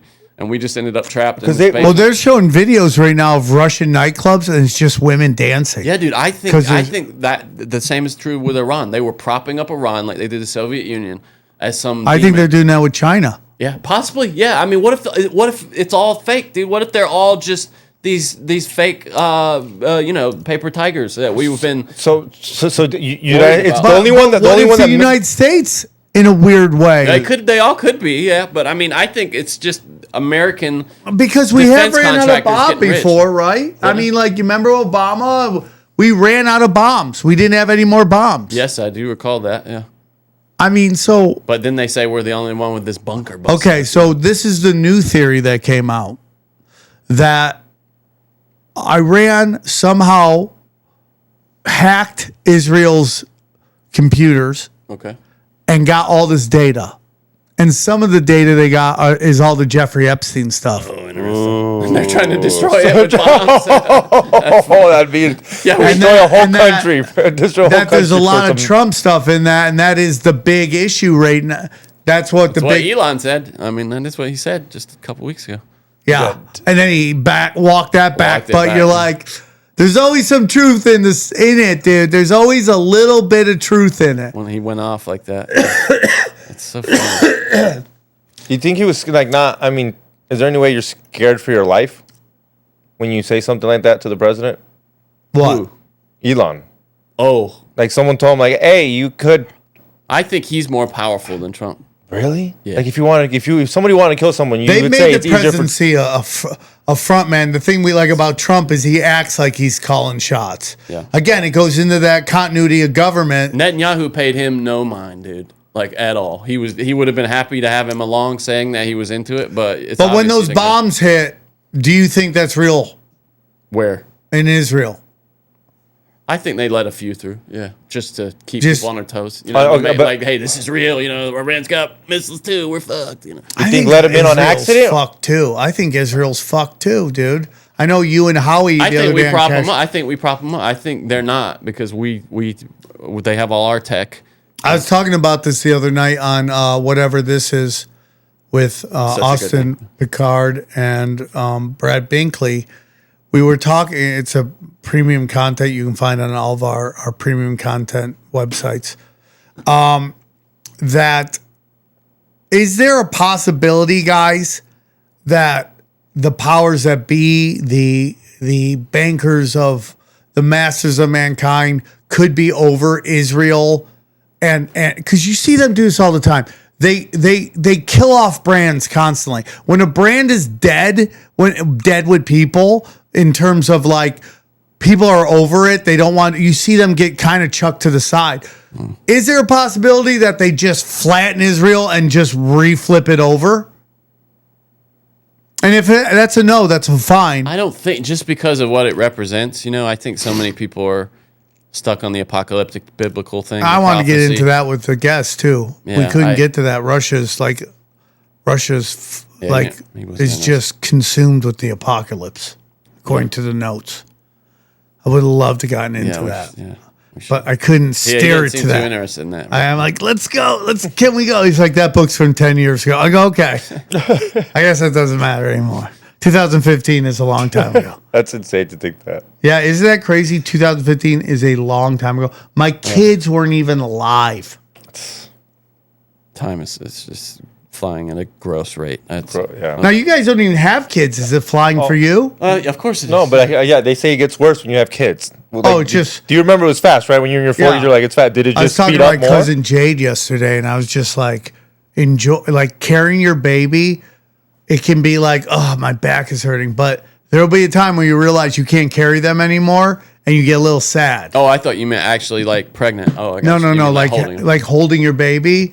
It's like those first 5 years, and every year is great, but those first 5 years, you never get that back. And then once they're like 20, 21, it's just awkward to carry them around, right? It's like jump on my back as I got my walker going.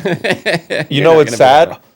That even though I don't have kids, I found it very sad that by the age they're like 12, 13, you already spent 75% of the time. No, 90% of your time it's insane with your kids by the time they're 12 or 13 years old. Because after that, they're doing because they're hanging out with their friends. That's crazy to think that by like 11, you pretty much got everything out of them. Yeah, you pretty much got all the joy. Yeah, and it's pretty much after that, it's then it's just bills. Like now you're the annoying guy that won't let them do whatever they want. Hope they call you. Yeah. Oh, my dad's such a dick. Fucking dick. I've always been tried really hard to be okay. Like I try to call my dad as much as possible. Call my mom. My mom is my grandmother's daughter, and does not like to talk on the phone. So I'm right there with you. 3-minute. I'm like, let's get off the phone. I'm sure people get mad, but it's like, let's get off the phone. You know, but my mom, she calls every day. I talk to her for 3 minutes at a time. I try to get my dad's conversation for as long as I can, but it's just literally me asking questions, and he doesn't have a lot going on. Well, I saw that text he sent. That was the funniest fucking thing. What was he talking about, dude?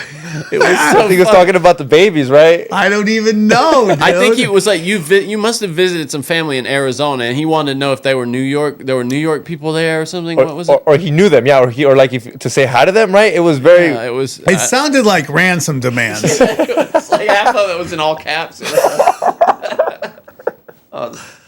Yeah, enjoy your parents while you can. A lot of my friends my age, I'm in my 50s, they're all losing their parents. Don't have regrets. So hang out with your parents as much as I can. I think about it a lot. This is kind of deep, but I sometimes think that my relationship with my mother was hurt when I moved out so quickly.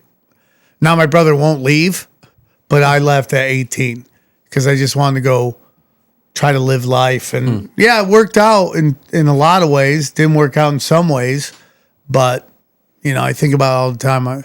My cousin Jay just had a baby. She's asking if she should get out of LA. I'm like, LA is great when you're 20s and 30s. And some of your 40s, maybe, if you don't want to grow up. But after that, it's like, it's just unnecessary bullshit.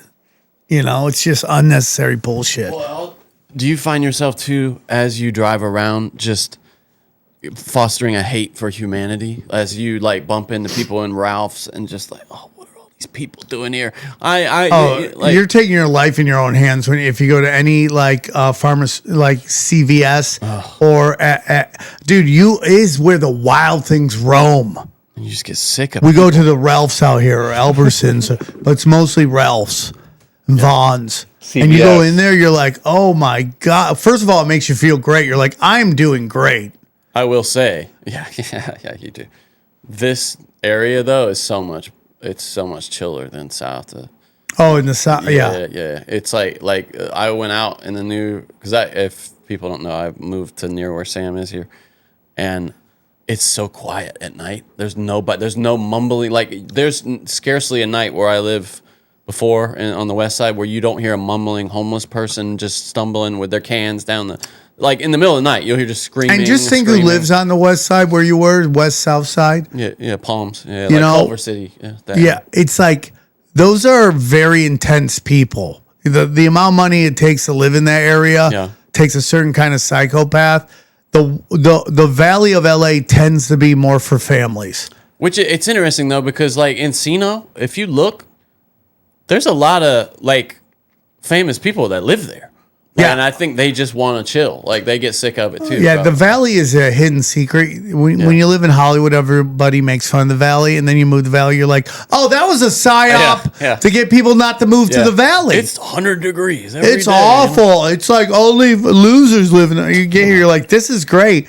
The only thing that's gonna drive you crazy, Johnny, is everything closes in the Valley. Well, my Ralph's is open till 1, I figured out, so I'm good. Yeah, so you gotta get your shit early. Taco Bell's the only thing open late night out here. I went there last night. You go anywhere after 10? What do you mean?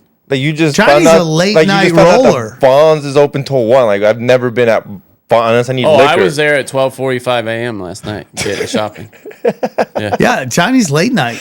I know. Yeah, he's one of those ones where I can text. Well, there's nobody there. Does your girlfriend like that or hate that? She's asleep, so she doesn't have any opinion. No, she doesn't. She wishes I was, but I just. They just want you in bed. Go in bed. Yeah. They know where you are. Yeah, that's it. Yeah. But I'm mostly just working at night. You know, I'm more productive at night. I just feel like ass in the mornings. I don't know. It's probably because I don't sleep. But. Yeah. What time do you get up? 11? Yeah, about that. Yeah. If I'm sleep now later an than 8 that, I feel o'clocker. I get up at 8 in the morning. 8? No, but before you had kids and before I had kids, 11. Yeah, but you're up late too. Yeah, because I was even doing now, comedy and drugs. But you still stay up late, don't you? How much sleep are you? He's in bed by like 10, 11 now. 2 nights ago, I had a late one. You'll text me at like 3 a.m. Sometimes, but most of the time, I'm going down at midnight, which isn't late. Is late to some, but not for me. And I'm getting up at 7:38. I've called him like at 11:10. Won't pick up, and then he'll call me in the morning, and I just assume people need to understand something. Like when you do as many shows as I do, I get to a point where I don't want to hear my voice, and I don't want to talk. I understand. It's not that I don't want that I'm mad, or I just don't want to talk.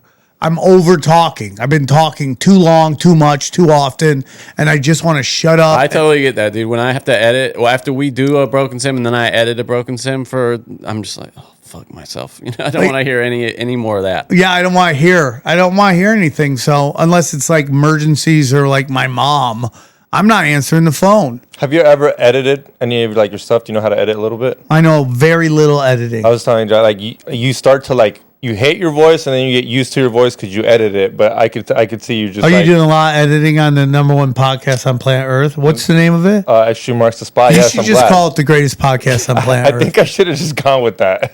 Oakley presents the greatest podcast. Oakley, yeah, sponsored by Oakley. Believe it or not, episode 3 sponsored by Oakley. We're giving away. I hear Oakley. it's doing great. It's doing amazing. It got boobs. Do you think it's because of you or because it's of the female co-host? Yeah, it's. Yeah. Well, that's why your mom's house crushes it. Oh, it's pretty much like that.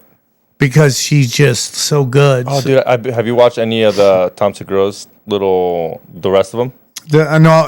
He said we're back. The shows? So I don't know if they only put out so many episodes and then they released some more episodes. He released all 6 of them now. Okay, so all 6 are out. You should go check out the last 3 that you missed. They're really good. There's this one. Is it funny? It's amazing. I mean, if you're into dark shit, it's dark. It's beautiful. It's beautiful. I want to see it. Everyone's like, "Oh, you talk." No, dude, it's great because if you understand Tom and you understand dark comedy, and it's not for everybody, but that's why it's necessary. It's for the people who it's for. You know, The View isn't for everybody. The View is for a very specific audience. So it's like, just because it's not for me doesn't mean the only people that fuck that up are ESPN. They're running around going, why can't we get ratings? I don't know. You got 3 chicks and a bisexual talking about the NFL draft. Nobody gives a shit. Nobody wants to hear it. And when they keep buying like rights to shit, nobody want like women's softball. I heard they had some new deal with that. Like, who the fuck's watching women's softball? Other than, I don't know. Nobody's watching it. That's the whole thing. You keep shoving this stuff on the people that just don't want to watch. And of course, they have 800 different channels, so they have to fill it up with something. This decline's been going on for a long time, though. I remember when they fired Harold Reynolds, and we were like, oh shit, that's been a while now, and that's when it really started. Was when he got. And that's why YouTube shows blow up, because they're what you want to watch. Yeah. Well, I mean, like what he said, I thought ESPN lost it when they gave up poker. when Poker Go got them. I can't watch it unless it's on YouTube or you pay for Poker Go, and it's such a man thing. We're just watching poker in the background, and they play none of that no more. Well, the best stuff is these NBA players who start podcasts. Dude, watching the old black people talk is the best thing. Oh, I could watch them all day talk. I don't want to watch like some chick who's just yelling statistics at me, acting like she. And I'm not saying she doesn't know sports, but it's like you want to hear from. You're taking the jobs from the people who played the game, and I want to hear people talk like people talk. Yeah, you know what I mean, they're talking about Pat McAfee might be on the way out. And I'm like, you're an idiot if you let that guy. For Rich Eisen, too. I like Rich Eisen, and that show's great, but those are two different brands. Those don't overlap. They should be. They're stupid. Yeah, we live in an age of going viral, and ESPN is so afraid of that. Yeah, they really are. I mean, they killed Star Wars, dude. I saw Mark Hamill is kind of quitting he said, kind of stepping back from Luke Skywalker, So he's stepping back from acting. I mean, they killed him. So, well, yeah, I guess so. That's funny. He does a few voices and stuff, but yeah, mostly. But what they did to that character with kind of glee, it's just that's the whole point of what our guests talked about, the occult. And like, there is something about a certain age liberal that has no ability to rewire their brain to go, okay, I think conservatives are nuts, but this progressive left is equally as nuts, which is my whole stance on everything. Like, I would rather live in a conservative world with a liberal, not progressive rebellion than live in a super progressive world where nobody's having fun. Everything is there's so many rules to life, and it's just none of it's natural. Men dressed as women should be using women's bathrooms. Nobody wants that. No. Nobody wants that.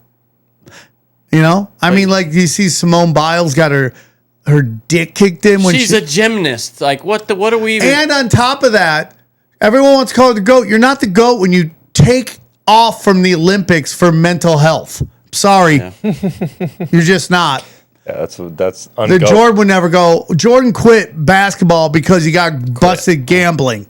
Yeah, I mean, what was it? Jordan had like stomach flu, and he went to go play and won that game. He had food poisoning. Yeah, that's GOAT mentality. Yeah, 100%. I just watched Last Dance again when I was in Vegas because it was just on, and it was It was so good. Dude, I forgot how good it was. So good. Remember how much we needed that during the pandemic? Oh yeah, that's why that blew up. There's nothing else to watch. No sports. There were no sports, and you just got to relive his whole career, which is the best. And then just broke Scottie Pippen. Just broke him. Yeah, he got jealous. He got big. He got jealous because it just basically played him, showing him, and he probably did deserve more money. But when you sit out because you don't get the shot, I mean, come on, dude.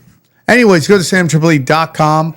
Bohemian Grove is this week. I'm very excited. Should be interesting. Have they named where it's going to be? Yeah, it's the Joke Joint. It's called. I think it's where the Comedy Club. The Comedy Club where I did the first Bohemian Grove, which wasn't even Bohemian Grove. It was just me doing a weekend there, and then it just turned into an event. They ran with it, and I'm glad they got it. They moved it to another. They moved it to a theater, and the theater freaked out. So now they moved it to the new joke joint place, which is a much bigger room. So we'll see how it goes. Cool.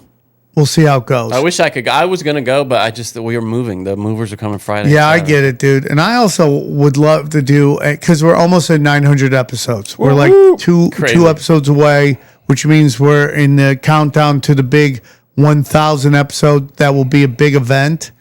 And real quick, I forgot to say it. I'm going to put the new date on my website. It's not there yet, but my date at the mothership has changed, unfortunately. If you bought tickets or you bought all your hotels and all that, my deepest apology. They needed to move me, and I'm now in October. So I will get you that exact date. I will put it on my website just so you know the days to be there. I would love if you can come out and hang out and have a good time, and we could all see each other and just totally drop hammer on that place. It would be really great. So Bohemian Grove is this week. Then I'm home for a couple weeks. San Diego at the American Comedy Company, and going down then Boston's coming, Broadbrook, Kansas City, more dates to come. I'm always looking for new places to go and all that stuff. Sam Tripoli's been on fire, nothing but incredible premium content. I took a week and a week and a half off because life was just super duper busy, but the stuff on there is pure fire. Go down a little bit. Go down. Patreon, Cash Days Patreon. How's it going? Let's see what we're up to. Drum roll, please. Yeah, we're up, I think, right, Johnny? I believe so. Yeah. 1,300. Why is this shit in, what is that, Italian? Probably my computer. Yeah, I don't know why it does that. That's so hilarious. I'm not even Italian. Isgraviti gratis. That's so funny. So go check it out. Johnny, how's he been doing? Yeah, we're back on track over there. Yeah, it's we had that thumbnail, Johnny. That thumbnail. Johnny's great at thumbnails. I fucking love those thumbnails. I accidentally did you see on Twitter actually where I posted I was just kind of mindlessly making a thumbnail and I just grabbed a still of Sam just laughing hysterically. I was like, oh, that looks good. Yeah. And then I realized, like, wait a minute. We're talking about the end of the world here, potentially. I just got Sam. So I almost put it out because I thought it was funny. I would have laughed my ass off. Patreon.com/cashdaddies. And then go down. Chaos Twins is in production. Issue number 2. Let's get it. Let's get it. Buy it. I sign it. It's going to be great. Go back. Go to chaostwins.com. And then all of our affiliates and people are buying them. The Live Longer formula is fucking great. Tinfoil hat t-shirts. What we got? Did you see the picture of me and Eddie that we put out from? Yes, with the Sounds Gay I'm In shirt on. What? With the Sounds Gay I'm In shirt on? No, both people. How many shirts of those have sold? I don't know. Like two? Two? Yeah. One came to crazy. Cleveland. The other guy came to Pittsburgh. Wait up. You have a t-shirt. It's not on the tip. Go to bsmerch.com. And you can get a t-shirt that says what? Sounds Gay I'm In. It's Sam's, he found And are these guys gay wearing this t-shirt? No. What? You got straight guys wearing a t-shirt that says... because it's hilarious. Show them the t-shirt. Sam, you saw it at like the beach or something, right? I saw it when I was doing Skankfest last year. That's it right there. Very nice. Very nice. You look very Trumpy. Thank you very much. So we got that, and we also have some new shirts coming. I'm trying to make the fucking... Did you ever make that mystery t-shirt? t-shirt? I sent it to my shirt guy, and he didn't do it. I wonder if you guys... I had a great artist make it for me. I don't have his name. He's a tattoo artist. I will give him his props once I figure out exactly how I want it done. But he did a great job with it. We're going to put that shirt out. Buy Gold and Silver, Live Long Formula. I mean, that guy's doing great work over there. The Mineral King, my good friend, Pat Meltich, get into that. Alkyl hydrogen, brown gas. Harley Ray, they may become a sponsor. Ooh. We're talking to them right now. And then, of course, I love Chemical Free Body. I take it every day. Joel Staley, get in shape. EMF rocks. I got to talk to him. I need to get some more bags. Prometheus, a lot of comics are starting to use Prometheus. It's your website. Stop putting your premium content on a website that can eventually ban you. Put it on your own website. That's what I do with samtripoli.com. And Xavier Guerrero crushed it today with his 1 or 2 questions. Brain Supreme is great. Nuke Social, all that stuff. Man, constantly people on the Telegram. And then all my podcasts are available. So with that new special. And then the special's killing it, dude. Dude, Potty Mouth is great, dude. Potty Mouth has turned out way better than I thought it was going to go. And then Black Crack Robots as well. It was actually called Black Karate Robots, but he called it Black Crack Robots, and I'm just running with it. And then there's only 2 of those there? There's supposed to be 3 of them there. I think the internet just took a shit. Okay, that's fine. Anything else, guys? Hit that like button and go check out the #1 podcast in the world, Extreme Marks the Spot on YouTube. And Johnny. I'm back on Twitter, everybody. Go check me out at Johnny Woodard. And go to the internet's down again, or your computer is effed. I think it's more your computer. Yeah, it's on the internet. I agree. Yeah. What's that? The internet's good. Yeah. Okay. Go to youtube.com/tinfoil hat YouTube, and you can now get all the episodes are on there. We got 5 episodes in, and we already have like 300 subscribers. So thank you grab guys. it. Nice. Grab it now. Yeah. We're playing the YouTube game. Just know that if you go there, you're going to get the YouTube version of the show. And I'm totally fine, but that's where everybody wants to go for their videos. We got to play the game. We're doing. Xavier's doing a great job, actually doing something. He's he's editing it so it's YouTube friendly. So enjoy that there. But again, you can get YouTube anywhere. You can get Twitter. I mean, you can get Tinfoil Hat on YouTube now, Rumble, Twitter, SamTripoli.com. You name it, it's on there. BitChute. We put it everywhere. Substack, X, Odyssey, X, you name it. I'm still calling it Twitter. Is that boomer shit? No, I do too. Okay. All right. Enjoy these highlights. Here's a clip from the latest broken sim. So, RFK, we're in the news now, just completely fired everybody on the vaccine advisory committee. Just everybody's gone now. He's going to bring in all new people. I think he's trying. I just think it's like, so somebody hit me up today. And they go, why is this happening? Why is all this stuff? Oh, no. Somebody hit me up, a comic. He asked, why is Kash Patel flipping? Oh. And is that his name, Kash Patel? Yeah. By the way, did you see that his name is really, when you put together Cash App? So it hit me up and I go, yeah, dude. And I did I texted the Bill Hicks joke that they showed him an angle of the JFK assassination that no one's ever seen before. Yeah. And I put Bill Hicks, and he laughed. And I go, dude, he didn't realize he was in a shark tank, and he's a dolphin. That's it. Yeah. No, that's totally it. Here's the clip if we want to. He went on Rogan, and then he was just weird about it. The narrative has always been that there's video. Mm-hmm. But what about the video from the island? Again, we're going to give you everything we can, and people have to remember, we're not going to re-victimize. That's where he lost it. We're not. Nobody gives a fuck because they all want the videos out. Yes. He wins. Not doing it. You want to hate me for it? Fine. Again, logical play out. If there was a video of some guy or gal committing felonies on an island, and I'm in charge, don't you think you'd see it? Well, you just said you wouldn't show it, though. Yeah. And now you're saying it doesn't exist. And we've already had, who was it, Pam Blondie or somebody said there's 10,000 videos. Like hours of it. Dude, this is it, dude. They got something on this guy or his wife's Israeli snatch is just vice grip. Do you think it's any chance it's, because we haven't talked since Elon and Trump fell out. Do you think it's any chance it's what Elon said, that his boss, Kash Patel's boss, is in this shit, dude? He's on the videos. Is there any chance of that? You know? Well, I mean, dude, Whitney Webb's been saying that forever. Whitney Webb's been talking about how Ray Cohen is like the master of that. Roy Cohn, yeah. Roy Cohn. And then you get into the Rothschilds bailing him out in I think the 80s.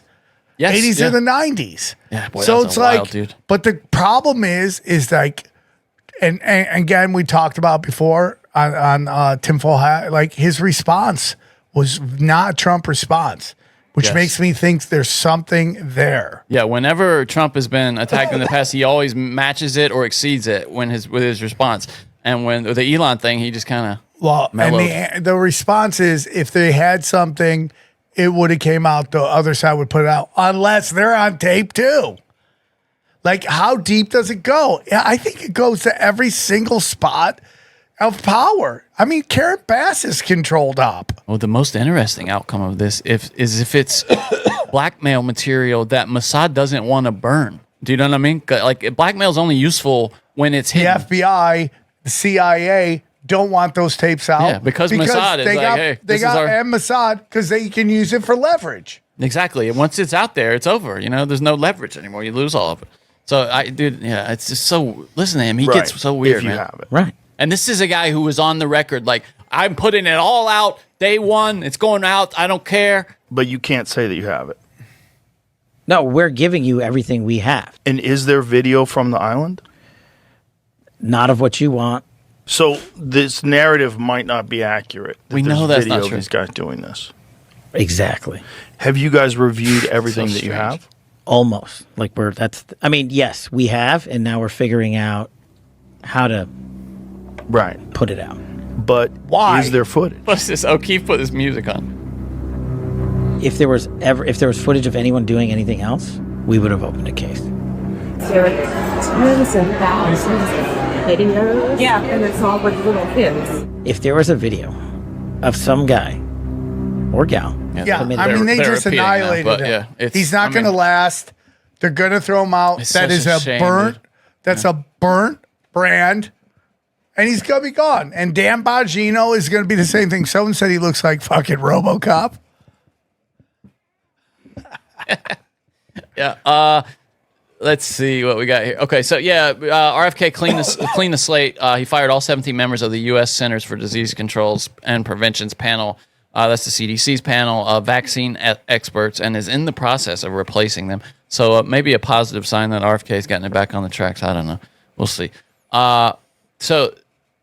We hold on. No, that's. We played the Tim Dillon? Yeah. Yeah, we played that. The Peter Thiel thing? Hold on. Yeah. No. We haven't played where he said that they've asked him to go. This is it right here. Yeah. This is what I wanted to play. This is scorching the earth. It's also kind of like creepy almost. Not one reservation about what's going on over there. I'm not saying you have to feel one way or another way, but if you don't have if you have no reservations about what's happening with all these kids getting killed, I don't know, I can't trust you. If you don't have any reservations about Palantir taking everyone's information, I don't know. I don't know if I can trust you.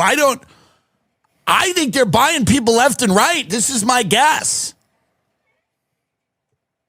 They try to buy me. My pussy costs a lot of money. I get invited to these dinners. The way he says this is really interesting, by the way. I think he's thinking about whether he should say this, because he's like, they try to buy a lot of people, I think, and then he takes a drink and he's like, reveals this. I've been invited to Teal's house multiple times for dinner. I don't go. If you'd like to hear the rest of this episode, subscribe to Broken Simulation in your podcasting app, or check us out at youtube.com/Sam Tripoli. Go deep, homeboy. Aaron, open your mind. Drink from the fountain of knowledge. There's lizard people everywhere. That's some interdimensional shit.